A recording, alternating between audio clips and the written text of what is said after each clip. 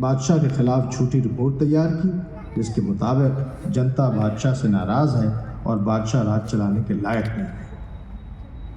इस रिपोर्ट के आधार पर अवध को कब्जा करने का फैसला ले लिया गया। कलकत्ता के गवर्नर जनरल की तरफ से जनरल ऑट्रम वाजिद अली शाह के नाम एक फरमान लाए और साथ में एक इकरारनामा भी, जिस पर वो नवाब से दस्तखत करवाना चाहते थे। मेजर आउट्रम साहिब तशरीफ ला रहे हैं। पर्दे की आड़ से शाही वालिदा ने जनरल ऑट्रम से सवाल जवाब किया। रेजिडेंट साहिब, हम डरावनी अफवाहें सुन रहे हैं कि आप अवध की हुकूमत से हमारे बेटे को बेदखल करना चाहते हैं। यस बेगम साहिबा, मेरे पास एक इकरारनामा है। आउट्रम साहब, आप हम पे जाहिर करें कि हमारे बेटे ने ऐसा कौन सा गुनाह किया है जिसकी उसे ये सजा मिल रही है। अवध में बदहुक्मरानी ने हमें ये सख्त कदम उठाने पर मजबूर किया। हमारे बुजुर्गों ने माली नुकसान उठाकर भी कंपनी बहादुर की मदद की है। बेगम साहिबा, आपके बेटे को 12 लाख रुपए सालाना वजीफा दिया जाएगा और उसके बेटों के बेटों को नवाब साहब की मौत के बाद ये सल्तनत खत्म समझी जाएगी। या अल्लाह, ये इकरारनामा निहायत बेमानी है। रेजिडेंट साहिब, मैं बादशाह की दादी हूँ, मेरी बात पर गौर फरमाएं। अगर मेरा पोता नाकाबिल है तो उसे बेशक हटा दीजिए, लेकिन इसी खानदान से किसी दूसरे को शाही हुकूमत दीजिए। आप गैर मुल्कियों को हुकूमत छीनने का कोई हक नहीं है।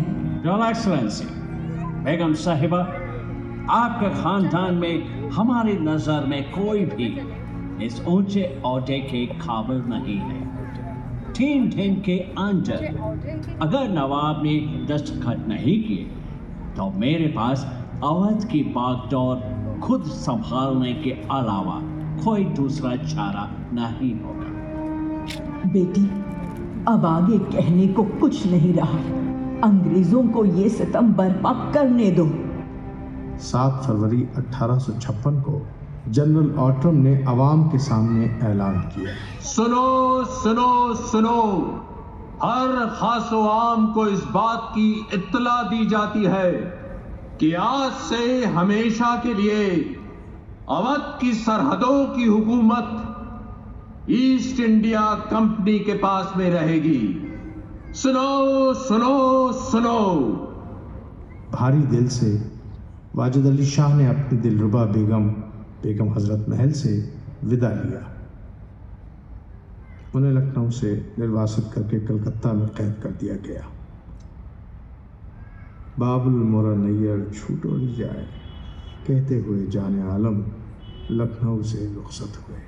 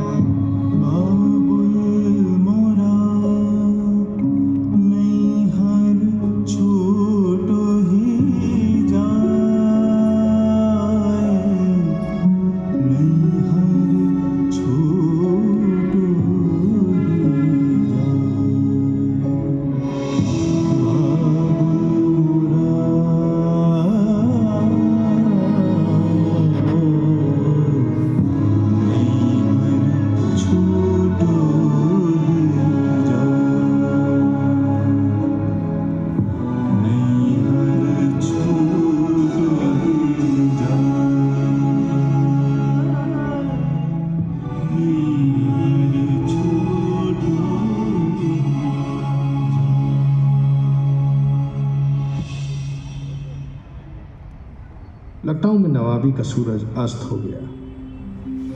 जाने आलम को बेदखल किए जाने से अवध की जनता ठगी रह गई थी। उसको बादशाह के साथ हुए इस अन्याय से गहरी पीड़ा थी, भीषण असंतोष था।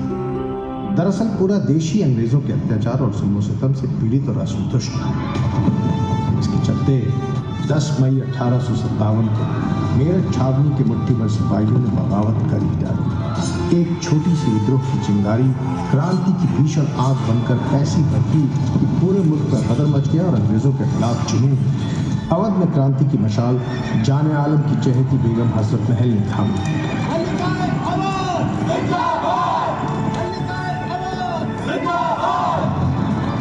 एक तरफ पेशवा ने क्रांति की कमान संभाली तो दूसरी तरफ रानी लक्ष्मीबाई ने इन क्रांतिकारियों को हर तरह से मदद करने में कोई कसर नहीं छोड़ी।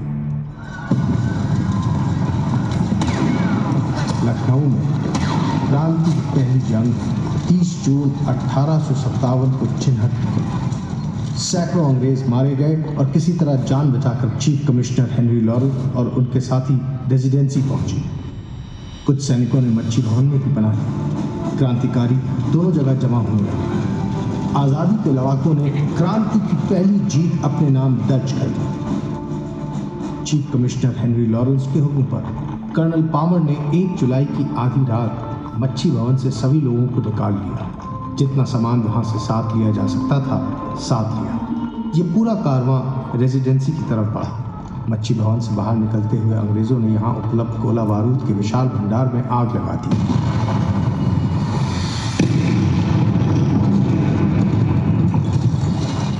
मच्छी भवन पूरी तरह तबाह हो गया। रेजिडेंसी का घेरा 1 जुलाई 1857 से ही शुरू हो चुका था। इसके अंदर आप फंसे थे लखनऊ के सारे अंग्रेज। बाहर था 8000 इनकलाबियों का हुजूम। हेनरी लॉरेंस चिन्हट की हार के बाद से लगातार रणनीति और सुरक्षा में लगा हुआ था। 2 जुलाई को जब लॉरेंस अपने कमरे ही में था कि एक शक्तिशाली गोला बिल्कुल निशाने पर आकर लगा।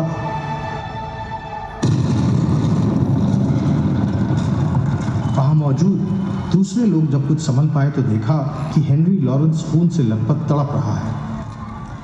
घायल लॉरेंस को उठाकर डॉक्टर फेरर के आवास पर लाया गया। लॉरेंस घायल था मगर इस हालत में भी रणनीति पर नजर रखे हुए था। मेजर बैंक्स, मेरे बाद आप अवध के कमिश्नर होंगे। ऐसा मत कहिए, आपको कुछ नहीं होगा।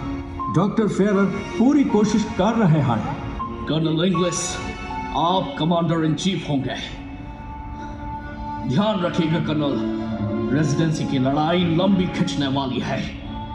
हम अपने एम्पायर को बचाने के लिए लड़ रहे हैं, मगर दुश्मन अपनी आजादी के लिए रसद और गोला बारूद बहुत संभाल कर खर्च करेगा। 4 जुलाई की सुबह लॉरेंस ने दम तोड़ दिया।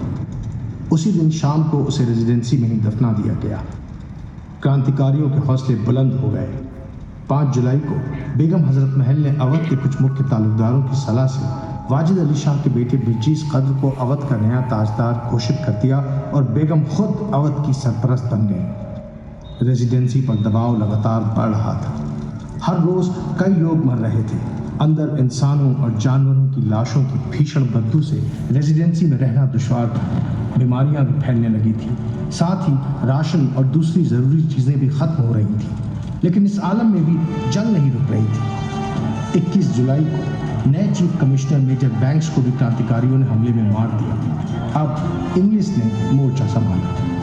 2 महीने बीत चुके थे, लेकिन रेजिडेंसी को जंग से राहत नहीं मिली। उन्हें अब भी बाहर से मदद का इंतजार था। ऐसा नहीं है कि बेचैनी सिर्फ अंग्रेजों में थी। वक्त बीतने के साथ क्रांतिकारी भी बेचैन हो रहे थे। उन्हें खबर मिल रही थी कि देश में जगह जगह पर क्रांति की ज्वाला कमज़ोर होती जा रही है। अंग्रेज इस इनकलाब को दबाने में कामयाब हो रहे थे। इसलिए क्रांतिकारियों का खेमा पसुपेश में नजर आ रहा था। 5 सितंबर को क्रांतिकारियों ने जबरदस्त हमला किया। लगता था वो रेजिडेंसी के अंदर घुसने ही वाले हैं। अवध के चीफ कमिश्नर आउटरम ने रेजिडेंसी का घेरा तोड़ने के लिए हैवलॉक को 3000 सैनिकों के साथ कानपुर से रवाना किया। कानपुर से लखनऊ के सफर में उनके 600 सैनिक मारे गए। हेवलॉक और आउटरम भीषण लड़ाई लड़ते हुए रेजिडेंसी में दाखिल हो गए, मगर उन दोनों समेत उनकी पूरी सेना अंदर रेजिडेंसी में फंस गई। नवंबर आ गया।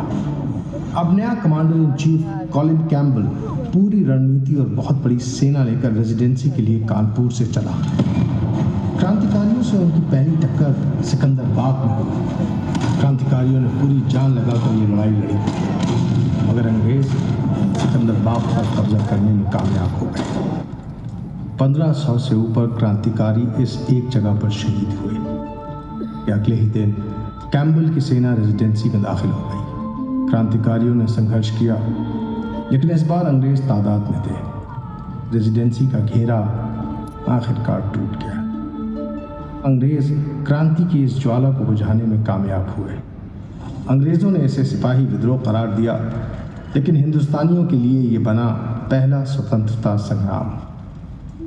1857 की क्रांति मानव इतिहास की सबसे बड़ी खूनी क्रांति सिद्ध हुई, और रेजिडेंसी की ये लड़ाई इस क्रांति का सबसे लंबा फौजी घेरा।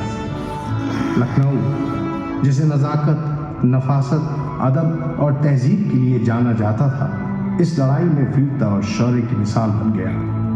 खास बात यह है कि लखनऊ में सभी वर्ग और सभी समुदाय मिलकर इस आज़ादी की जंग में लड़े। इसने हिंदुस्तानियों को पहली बार यह आत्मविश्वास दिया कि अंग्रेज ताकतवर जरूर है, मगर उन्हें हराया जा सकता है। और आखिरकार 90 साल बाद पूरा हुआ ये सपना, जब 15 अगस्त 1947 के दिन हिंदुस्तान आज़ाद हुआ।